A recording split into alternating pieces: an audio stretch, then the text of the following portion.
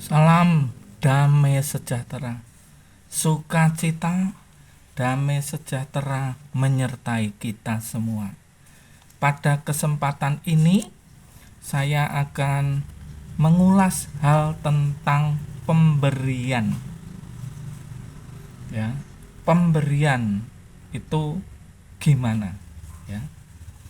Ya, kalau Bapak, Ibu, Saudara berkenan, bisa di like, subscribe, tonton sampai habis, bagikan kepada banyak orang. Kita akan berdoa terlebih dahulu. Kami bersyukur dan berterima kasih Tuhan, menikmati kebaikan Tuhan setiap hari. Terima kasih, dalam nama Tuhan Yesus kami berdoa. Amin. Bapak, Ibu, saudara-saudara, saya atau saudara semua pasti pernah mengalami diberi orang lain, diberi atau memberi sesuatu kepada orang lain, diberi atau memberi sesuatu kepada orang lain. Nah, kita akan tengok hal-hal yang berkaitan dengan pemberian. Nah, Amsal pasal 3 ayat 2. Karena panjang umur dan lanjut usia serta sejahtera akan ditambahkan kepadamu. Ini artinya pemberian dari atas, seorang yang berkedudukan luar biasa kepada orang-orang yang dikasihi. Ini pemberian semacam ini disebut anugerah. Misalkan ada seorang presiden datang kepada saudara, tiba-tiba memberikan ABCDE sepeda. Nah, itu anugerah, pemberian dari atas kepada orang kecil, biasanya disebut anugerah. Oleh karena itu, keselamatan di dalam kekristenan juga anugerah Allah. Nah, dari atas ke bawah itu anugerah. Dan dengan demikian Bapak, Ibu, Saudara, ketika seorang kecil mendapatkan anugerah luar biasa, seorang yang mungkin sudah tidak pantas mendapatkan sesuatu yang luar biasa dari atas, itulah yang biasa disebut anugerah.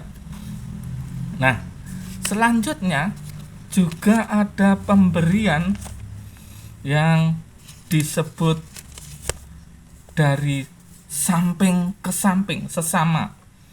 Nah, ini saya gambarkan dari Galatia pasal 6 ayat 2.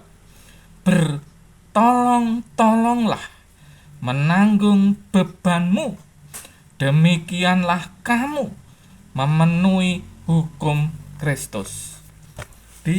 Ini sesama. Saya sepadan kepada teman saya, saling menerima, saling memberi, samping ke samping, sepadan.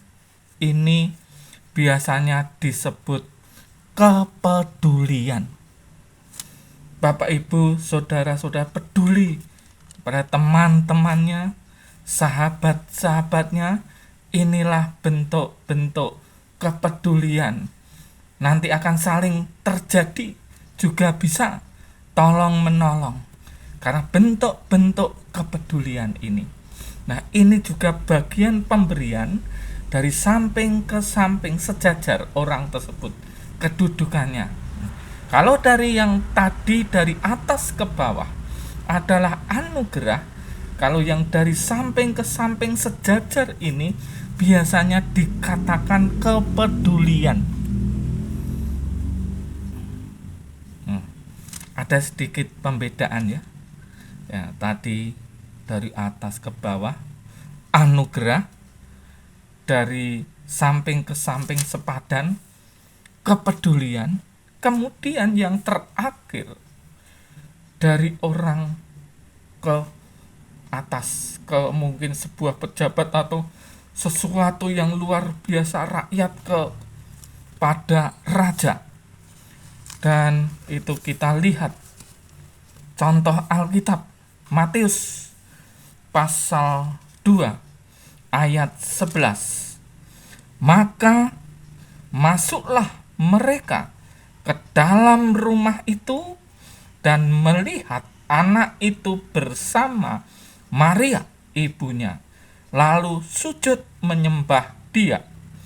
Mereka pun membuka tempat harta bendanya dan mempersembahkan persembahan kepadanya, yaitu emas, kemenyan, dan mur. Nah, ini disebut penghormatan dari orang yang biasa kecil kepada orang yang dianggap luar biasa, menghormati. Nah, inilah bentuk penghormatan. Orang kecil ini yang datang kepada bayi Yesus, dari jauh datang kepada bayi Yesus, ketemu, memberikan sesuatu yang berharga. Tadi disebutkan ada emas, ada kemenyan, ada mur, dan mungkin lain sebagainya.